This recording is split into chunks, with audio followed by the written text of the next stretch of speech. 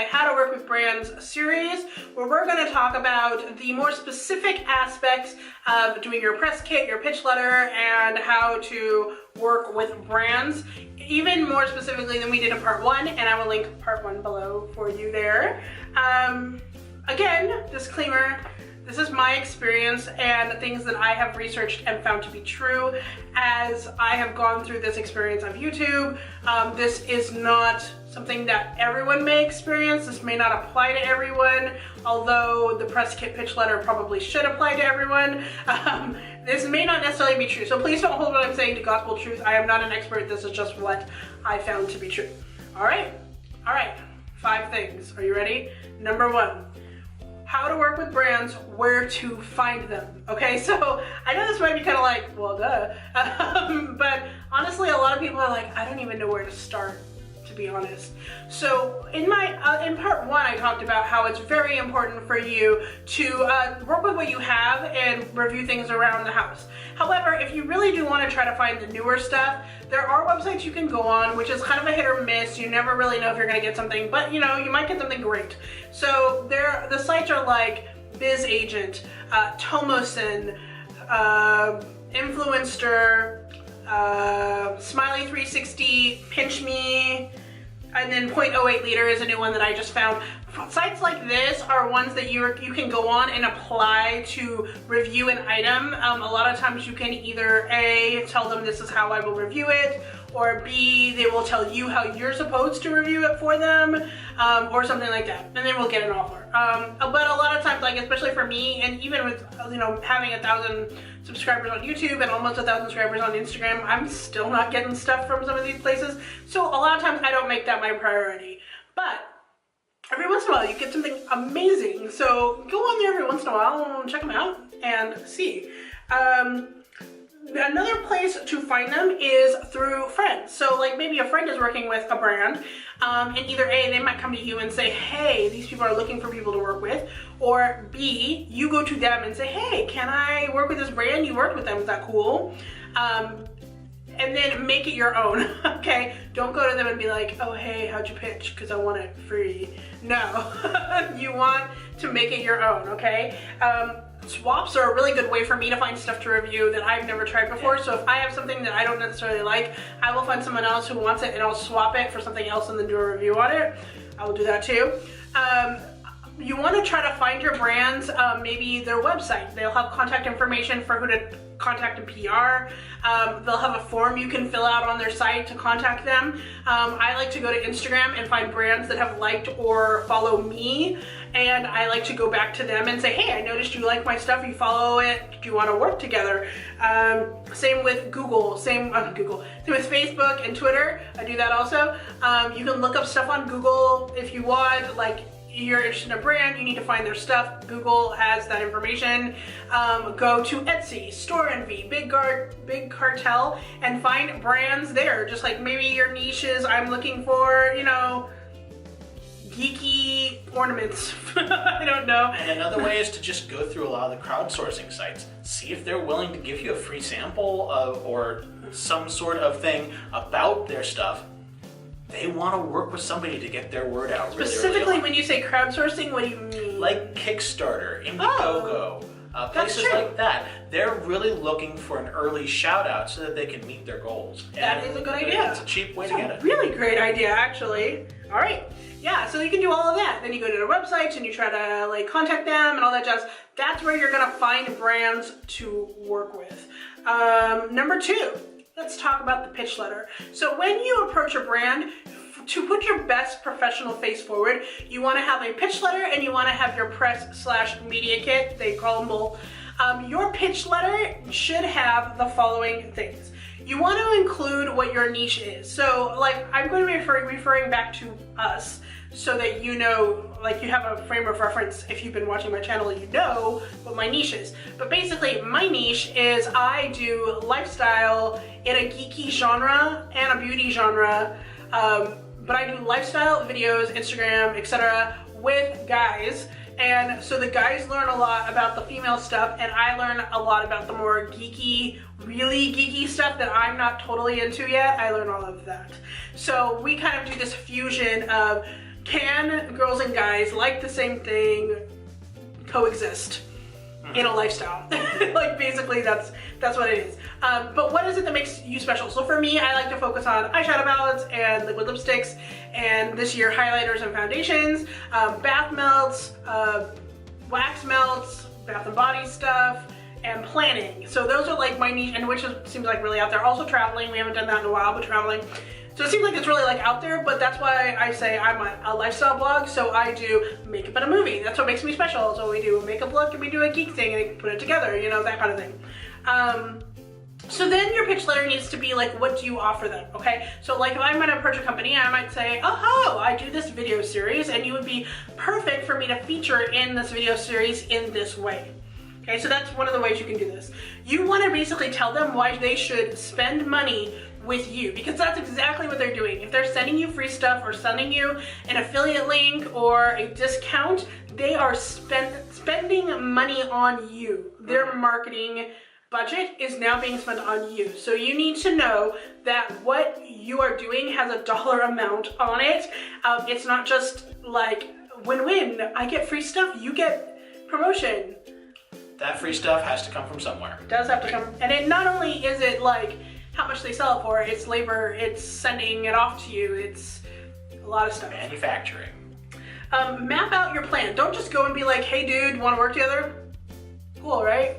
No, you wanna map out your plan. You wanna say, you know, I will do a YouTube video and Instagram and other social media shares on these platforms. And I will send you the links after. You know, like that's your plan. Maybe you do a blog, and so you're like, yes, I would like to do a blog post, and then I would like to also do an Instagram post for you, or whatever. Maybe they only want to have it on Facebook. Whatever. So map out your plan. This is what you want to do. Give them a date range. Say, hey, I would really like to work with you in February. I have an opening. Does that work for you? And they might come back and be like, yes, I actually have some new products coming out around February. So this would be a great time for me to put some stuff in, you know? So make sure you give them an expectation of when you're going to be doing this. Remember, we talked about this in part 1, but ask to work together. No free stuff. Don't just be like, hey, give me free stuff. Say options, you know, do you want to send a sample? Do you want to have me buy with a discount? Let them decide.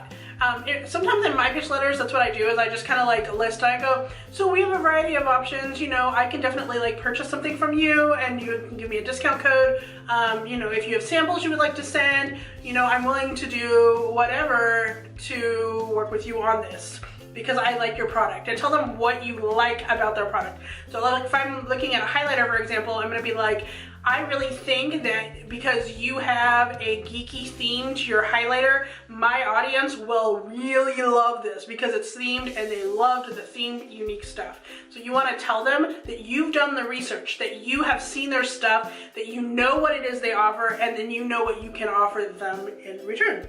In a way, like this is a relationship analogy, this is the define the relationship portion. Mm-hmm. This is where you sit down and say, this is my responsibility, and this is kind of what I'd like from you, but you have to tell me what it is you are going to do. Exactly, and that's going to build more trust with them as well, if they know you've done your homework and that you're not.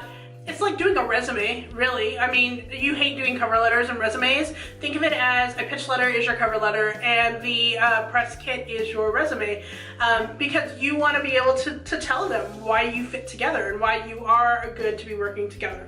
Make sure you are short, concise, focused, and above all, grammatically correct. I cannot tell you the amount of times that brands have answered me back and said, you know what, one of the reasons why I went with you is because you actually spoke English or wrote English correctly and your spelling was correct. There are so many people apparently out there who are sending brands these letters that can't spell, and brands don't want to be associated with people who can't do that. If you're using Microsoft Word or you're using Google Docs or whatever it is, there is a spell check. Please use it, because it will show the brands that you actually are professional in how you're presenting yourself and their product. And that's what they really, really want.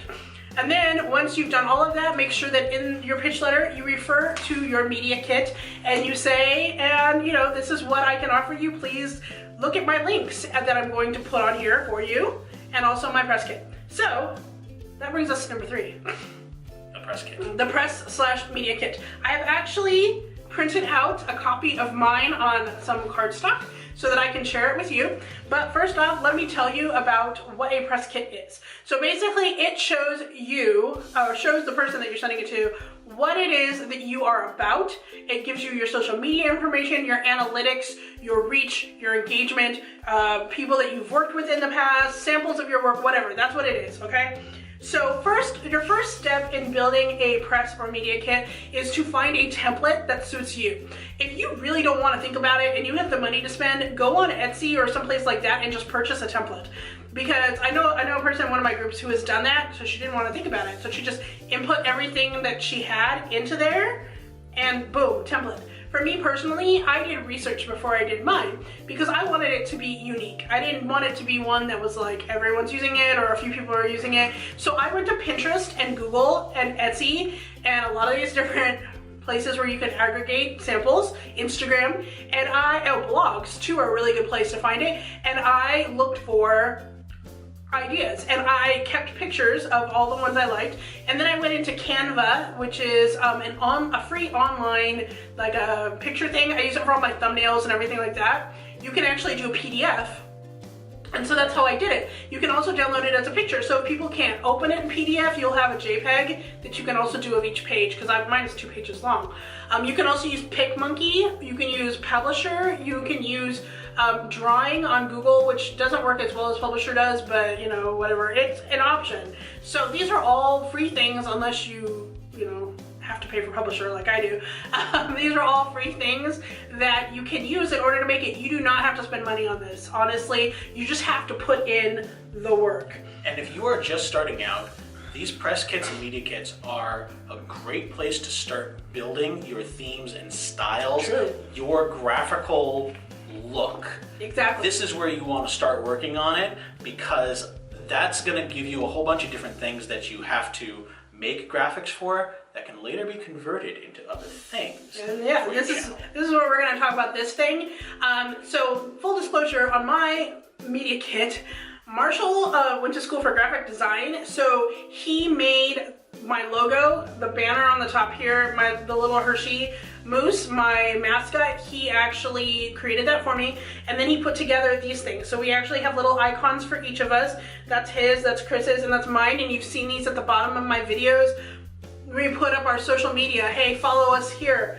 That's where that is. So what we did, like one of the best things we did when we kind of sat down about our brand, is I thought about the colors that I wanted to use to represent my brand, which you can see that they are all represented on here. I got the light purple, the dark purple, there's kind of like this color in here. And what's really cool about Canva is that every time I do my thumbnails now, it understands that I use this color, which I actually, what is the name when you have to put the number in for the color? It's a hex code.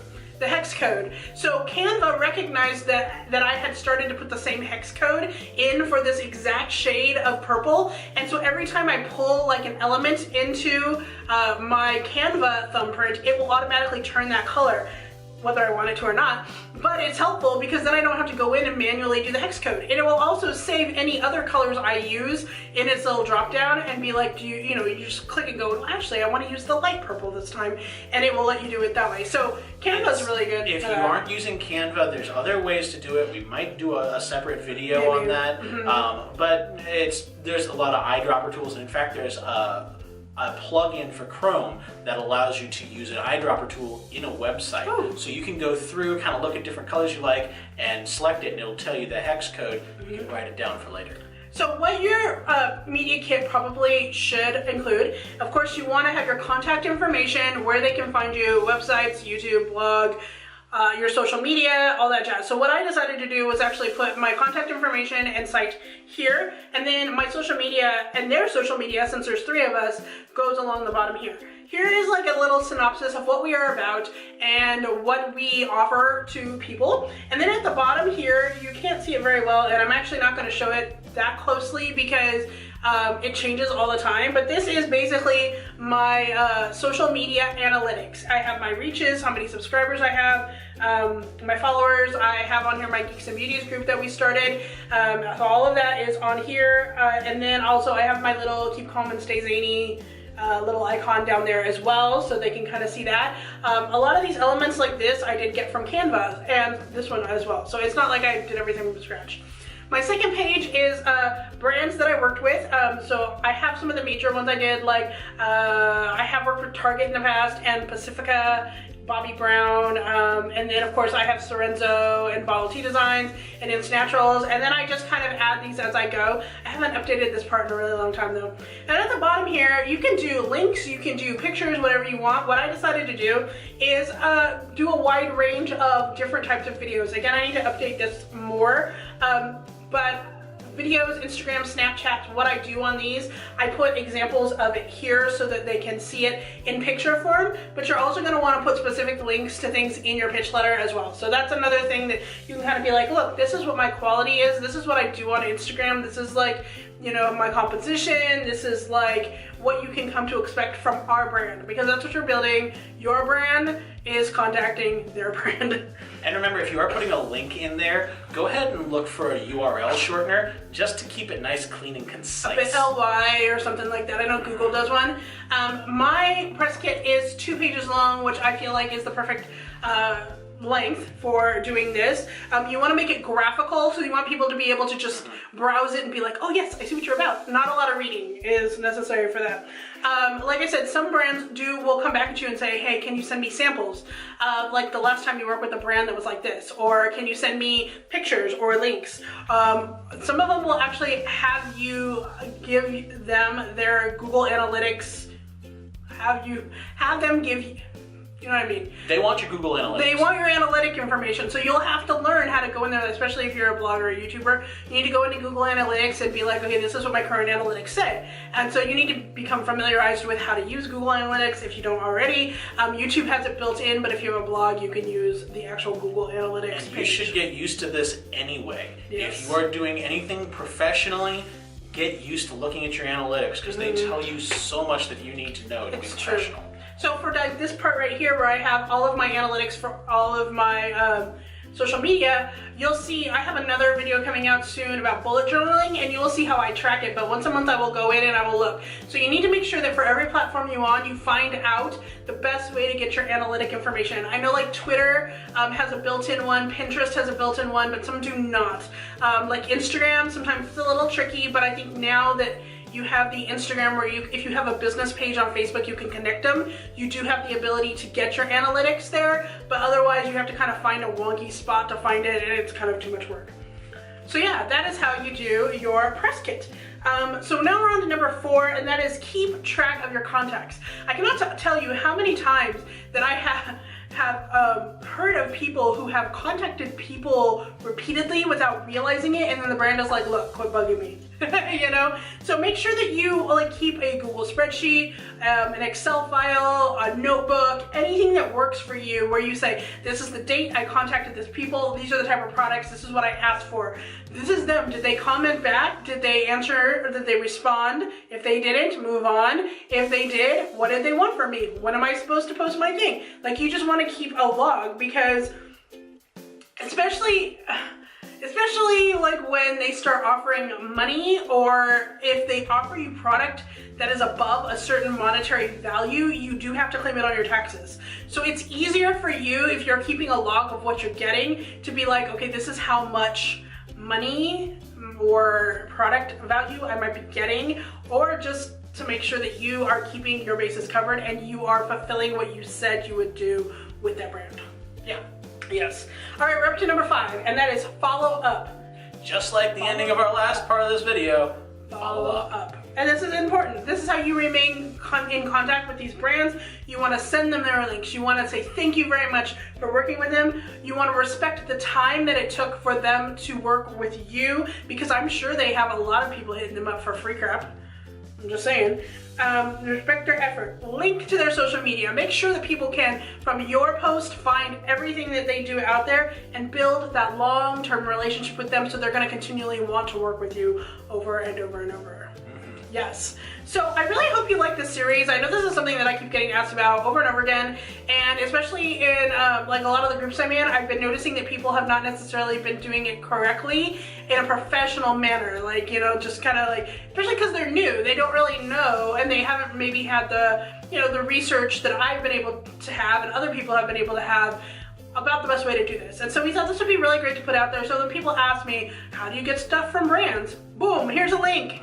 Now you know. So please, I would really love feedback on this series. Like, I noticed that people were watching the other part of my series, and I make an entire playlist of this down below for you, but I really want to know what you feel about what I'm saying. Like, not just like, hey, good advice. Yeah. No, I want to know.